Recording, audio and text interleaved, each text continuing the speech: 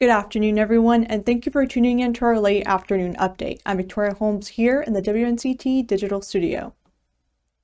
The North Carolina Health Department released a new COVID vaccination tracker.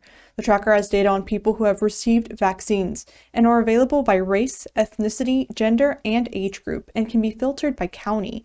Dr. Manny Cohen says these numbers are made available in an effort to be transparent and to drive equity in vaccine distribution. You can find the link to the tracker on our website.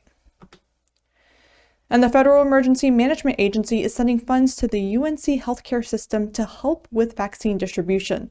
FEMA announced that they're sending $2.1 million to help with costs. This is on top of the $24.7 million the agency has already sent. You can read the details on our website. And here are the COVID numbers for North Carolina. The state health department reports around 2,500 hospitalizations. About 9,800 deaths are linked to COVID. There are around 5,500 new reported cases in the state.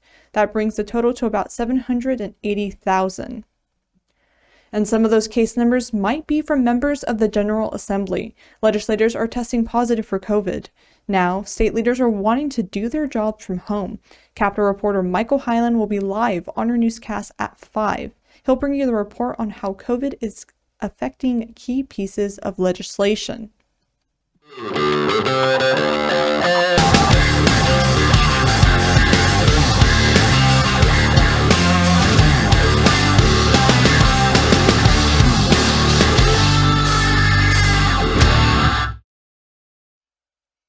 It's Super Bowl weekend, and we're showing a behind-the-scenes look at the big game. Ford Sanders will be live on our newscast tonight at 5 and 6 o'clock to look at how local restaurants are preparing for takeout orders.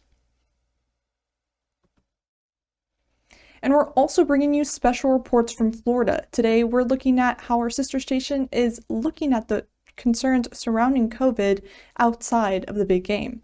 Local doctors tell me they're not worried about what's happening inside Raymond James Stadium. They say that they've seen the safety protocols there and they're good to go. What they are worried about, though, is what's happening outside the stadium before, during, and after the game. Here's why. They're worried about the thousands of fans that are flocking to Tampa, that they'll be congregating in close quarters, yelling and screaming. They say that's how COVID-19 gets spread. I actually talked to Dr. Jay Wolfson with Morsani College of Medicine with USF. He says he is expecting to see a spike in coronavirus cases 6 to 8 weeks after the Super Bowl.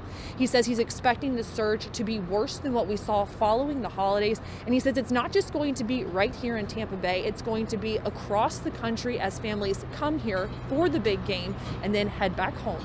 We just don't have those resources. We don't have enough boots on the ground either. I think there'll be, people will do what they can. The code enforcement will be as reasonable as it can be. I think the mayors and the rest of us are counting on the rest of us, including the proprietors of bars and restaurants and private venues, to do all they can to get people to behave. Dr. Wolfson tells me what it comes down to is personal responsibility. He says that's what's going to decide how big of a surge in COVID cases we see. He says what it's going to take is everyone social distancing, wearing their masks, and washing their hands while they're out celebrating on Sunday. Reporting at Raymond James Stadium, Beth Russo, 8 on your side.